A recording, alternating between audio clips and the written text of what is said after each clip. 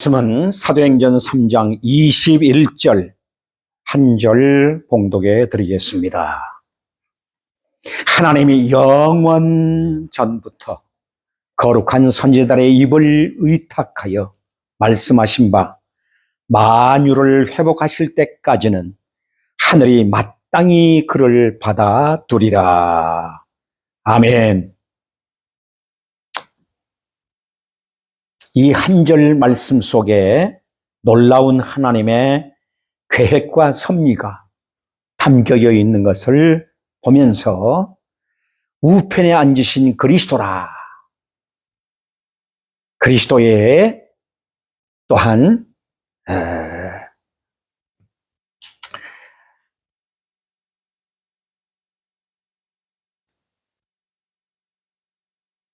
예수 그리스도의 성기라 하는 또한 그런 의미를 담고 있는 내용이 여기 21절 말씀에 있습니다. 우리는 3장에서 그리스도의 죽으심과 다시 사심과 재림을 증거하는 베드로 사도의 간절함과 불타는 듯한 외침을 보았습니다. 그리고 이어서 그러면 부활 승천하신 예수 그리스도는 어디에 계시다가 재림하시는가를 이어서 전국을 찌르듯 복음을 증거하고 있음을 대하게 됩니다. 특별히 21절 우리는 하반절에 보면은 만유를 회복하실 때까지, 여기 만유를 회복하실 때까지는 하늘이 마땅히 그를 받아두리라 하신 말씀. 이는 예수 그리스도께서 부활 승천하셔서 하나님 보좌 우편에 앉아 계시는 승귀를 의미하고 있습니다. 예수 그리스도께서 하나님 보좌 우편에 앉아 계신다는 사실이 오늘의 성도들에게는 너무나 당연한 사실로 받아들여지지만 당시의 이스라엘 사람들에게는 경악을 금치 못할 충격적인 바로 사건이 아닐 수가 없었습니다. 왜입니까? 자신들이 죽인 그리스도가 하나님 보좌 우편에 앉아 있다는 사실 자체가 바로 저들에게 충격을 주었던 것입니다. 이 점은 예수님께서 지상의 고난과 신문을 받으시고 계실 때에 마태복음 26장 64절에 보면 이후에 인자가 권능의 우편에 앉는 것과 하늘 구름을 타고 오는 것을 너희가 보리라고 증거하였을 때에 저들이 옷을 찢으며 저가 참남한 말을 하였다고 대발노발을 하였던 것을 우리는 보면서 칭찬하지 않을 수가 없는 겁니다. 반면 우리 그리스도께서 전능하신 하나님 우편에 앉아 계신다는 이 진리는 그리스도를 믿는 성도들에게는 한없는 위로와 소망을 가져다 주고 있습니다. 당시에 저들이 예수 그리스도가 메시아가 아니라고 십자가에 죽였는데 그분이 베드로 사도를 통해서 메시지가 증거되면서 하나님 보좌 우편에 앉아 계신다라고 증거하고 있습니다. 이게 저희들이 충격받지 않을 수가 있겠습니까? 특별히 2장 34절 35절에 다윗은 하늘에 올라가지 못하였으나 친히 말하여 가로되 주께서 내 주에게 말씀하시기를 네가 내 원수로 발등상 되기까지 너는 내 우편에 앉아 있으라 하셨도다라고 성경을 들어서 증거한 바가 있습니다. 베드로 사도는 두 번째 설교에서도 21절을 들어서 하나님이 영원전부터 거룩하신 선지자의 입을 의탁하여 말씀하신 바하고 영원히 변치 아니한 하나님의 말씀의 권위에 근거하여 증거하고 있다는 사실에 놀라지 않을 수가 없는 거죠. 시비와 논쟁에 있어서 기록된 하나님의 말씀은 최고요 최종적인 권위이기 때문입니다. 하나님의 말씀의 권위보다도 더 큰 권위는 있을 수가 없습니다. 만유를 회복하실 때까지는 하늘이 마땅히 그를 받아두리라고 말씀을 증거하고 있습니다. 그래서 성경의 근거를 통해서 선지자들의 외치는 말씀의 근거를 통해서 베드로는 정확하게 전곡을 찌르며 이 말씀을 증거하고 있다는데 놀라지 않을 수가 없습니다. 특별히 구속사의 관점에서 생각해 보면 회복하심이란 파괴당하였던 것을 복구한다라는 뜻을 담고 있습니다. 그래서 이 구속사역은 회복의 사역인 것입니다. 회복이란 헬라어로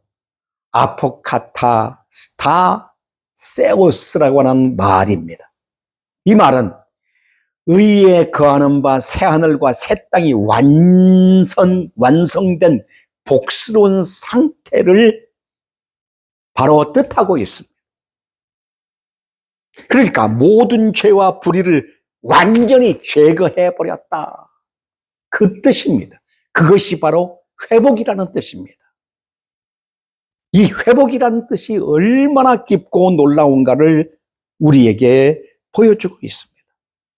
만유를 회복하실 때란 주님께서 말씀하신 바 마태복음 19장 28절에 내가 진실로 진실로 너희에게 이르노니 세상이 새롭게 되어 인자가 자기 영광의 보좌에 앉을 때에 하신 그때를 말씀하셨는데 그것은 단순히 원상 복귀한 것으로 그치는 것이 아닙니다. 처음 것과 난 비교도 되지 않을 만큼 영화롭고 영광되는 것을 말씀합니다. 그러니까 이 회복이라는 것, 우리의 몸의 회복, 온 우주 만물의 회복, 온 전체의 회복은 과거의 것과는 비교할 수 없는 완벽한 영광스러운 자체를 말씀하고 있다. 그런 얘기입니다. 하나님께서 하시는 일은 손해를 보신다거나 또는 손해를 겨우 만회한다는 그런 것은 없습니다. 성도들이 속으로 탄식하며 고대하고 있는 로마서 8장 20절에 몸의 구속이란 아담이 범죄하기 이전만큼 회복되는 것이 아닙니다. 빌립보서 3장 2절에 보니까 우리의 낮은 몸이 자기 영광의 몸의 형체와 같이 변화된다 그랬어요. 그러니까 하나님의 아들 예수 그리스도의 영광스러운 몸과 같이 변화된다라고 하는 이 놀라운 비밀을 우리가 나의 것으로 진짜 삼고 신앙생활하고 있는지 우리는 확인해 봐야 합니다. 더 나아가서 고린도전서 15장 49절에 우리가 흙에 속한 자의 형상을 입은 것 같이 또한 하늘에 속한 자의 형상을 입게 된다라고 그랬어요. 그러니까 보세요. 우리의 몸이 흙이었습니다. 흙에서 흙으로 돌아가는 겁니다. 그런데 이제는 예수 그리스도의 재림과 함께 회복이 되는데 어떻게 회복이 돼? 하늘에 속한 자의 형상으로 회복된다는 겁니다. 이 놀라운 사실을 우리는 생각하면서 계시록 21장을 한번 보십시다. 계시록 21장.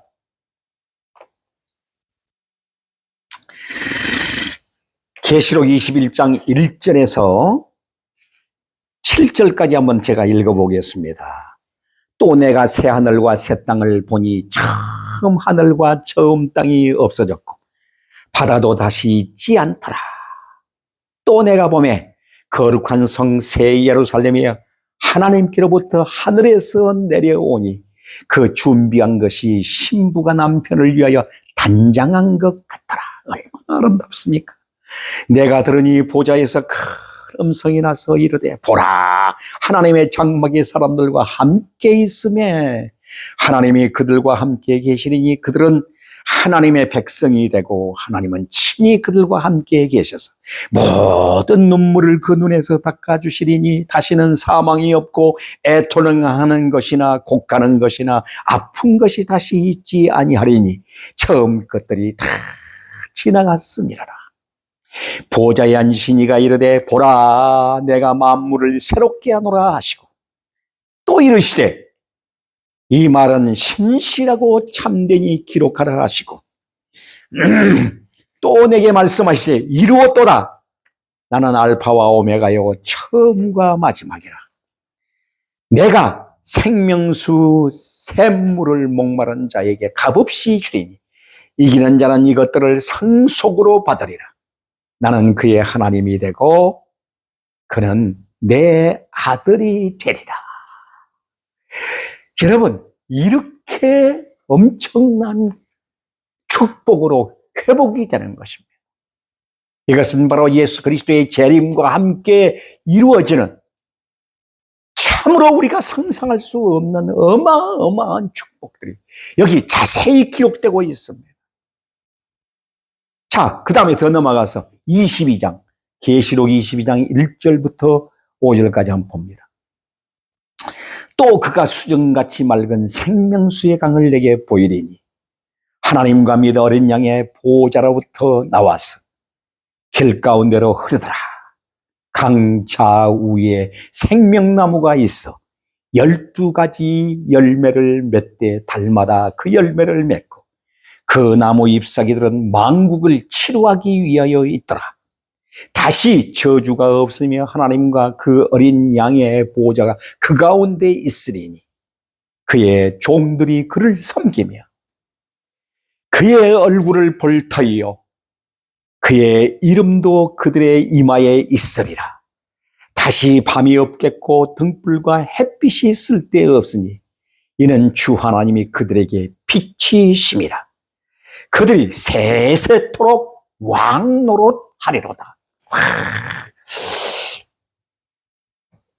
21장에는 바로 하나님의 아들들이라 그랬어요. 22장에는 이제는 왕노릇하리라. 아멘. 이 엄청난 회복입니다.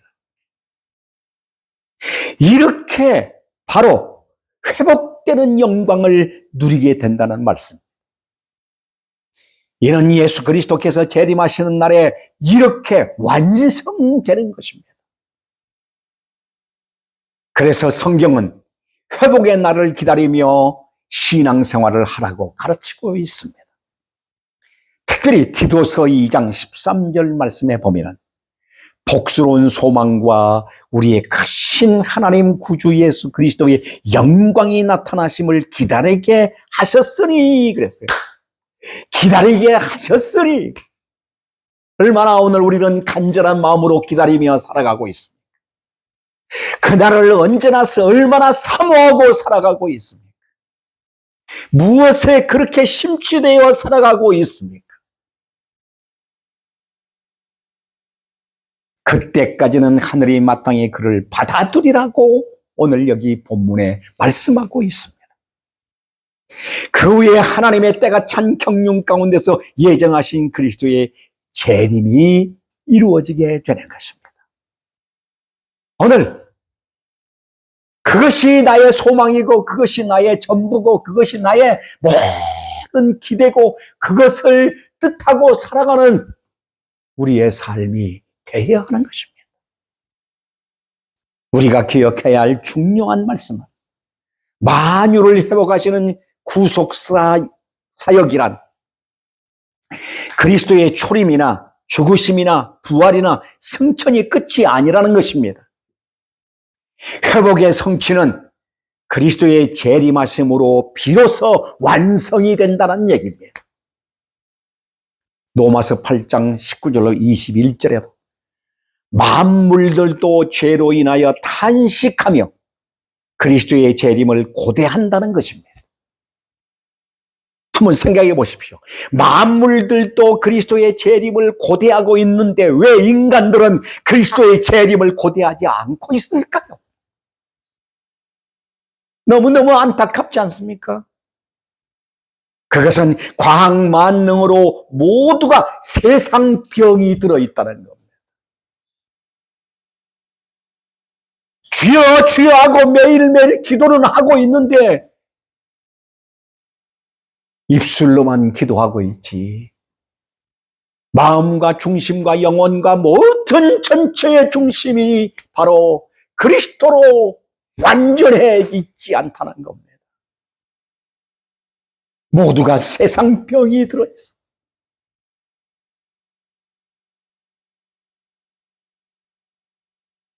어제도 아내와 함께 TV를 통해서 보면서 한 어린아이가 게임 중독에 빠져가지고 부모를 향하여 공격을 하고 자신은 아무런 소망도 없고 학교도 가지 않겠다, 완전히 게임이라는 것에 중독이 되어서 밥만 먹으면 그것만 붙들고 핸드폰, 또 컴퓨터, 여기만 붙들고 이 아이가 그냥 세월을 살고 있는 것을 보면서 그 부모들은 통탄하며 안타까워하는 모습들을 보았어요. 오늘 세상이 이렇다는 겁니다. 무엇에 우리가 미쳐 있느냐 하는 것입니다. 복음에 미쳐야 되고 그리스도에게 미쳐야 되고 바로 주님의 재림을 향한 우리의 미침이 여기에 있어야 되는데 그렇지 않다는 겁니다.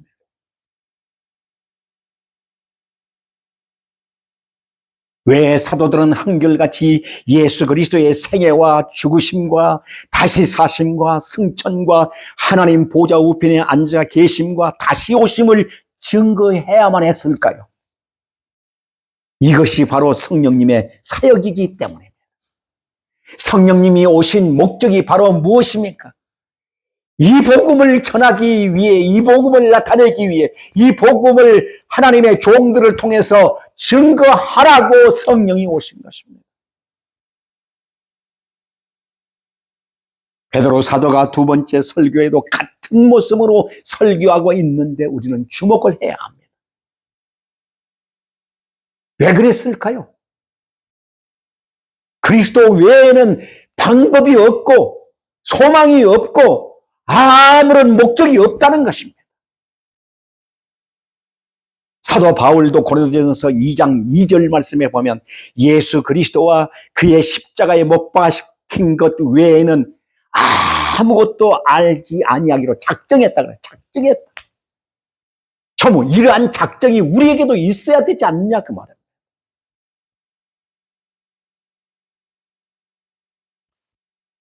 이렇게 작정하고 그리스도의 증인으로 사셨던 사도들을 우리는 본받으면서, 사랑하는 여러분, 우리는 이 일련의 복음이 나의 마음과 뇌리에 못 박혀 있어야 합니다. 이 복음 외에 다른 것을 전하면 그것은 사기고 다 가짜인 것입니다. 예수 그리스도의 복음은 나의 생명이며 영광이요 최대의 가치며 복의 복인 것을 우리는 알고, 이 복음 위에 살고 이 복음 위에 죽자, 이 목적 삼고 오늘 우리는 그리스도의 재림을, 이 회복의 날, 회복의 완성을 기다리며 신실하게 깨어있는 종들로 살아가기를 주의 이름으로 축원합니다. 기도하겠습니다. 살아계신 하나님 아버지, 은혜를 감사합니다. 저희들을 이처럼 사랑해 주시고 은혜의 비밀한 진리의 말씀 앞에 저희들을 세워주시고 깨닫게 하시고 변화받게 하신 하나님의 사랑을 감사드립니다. 나의 사랑하시고 자비로우신 아버지, 우리 예수님은 부활 승천하셔서 하나님 보좌 우편에 앉아 계시며 이제 재림하시기 위해 모든 것들을 준비하고 계시는 그 완성의 날을 우리에게 선포해 주시고 우리에게 안겨주시고 그날을 향하여 오고 계심을 우리는 기억하게 하옵소서. 그래서 그 회복의 날, 그 영광스러운 그날을 기다리며 오늘을 신실하게 깨어있는 성도로 살아가게 하옵소서. 오직 예수 그리스도의 복음, 이 복음을 위해 우리의 생명도 우리의 모든 것도 드림의 삶이 되도록 축복하옵소서. 감사드리며 예수 그리스도의 이름으로 기도하옵나이다. 아멘.